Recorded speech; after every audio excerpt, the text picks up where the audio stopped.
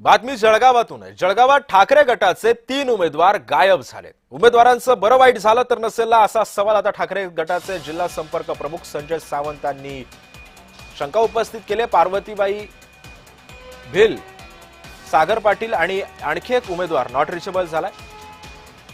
जळगाव महापालिका निवडणुकीमध्ये भाजप 1 आणि शिवसेना शिंदे गटाचे 3 उमेदवार बिनविरोध झाले असून यामध्ये शिंदे गटाचे आमदार चंद्रकांत सोनवणे यांचे पुत्र गौरव सोनवणे यांच्या विरोधामध्ये असलेल्या शिवसेना ठाकरे गटाच्या उमेदवारांना उमेदवारी अर्ज मागे घेत शिंदे गटाचे उमेदवार गौरव सोनवणे यांची बिनविरोधपणे निवड झाली। मात्र माघार घेणारा उमेदवार हा नॉट रिचेबल असून यासह ठाकरे गटाचे अजूनही 3 उमेदवार नॉट रिचेबल असल्याचा आरोप शिवसेना ठाकरे गटाचे जिल्हा संपर्क प्रमुख संजय सावंत यांनी केला आहे।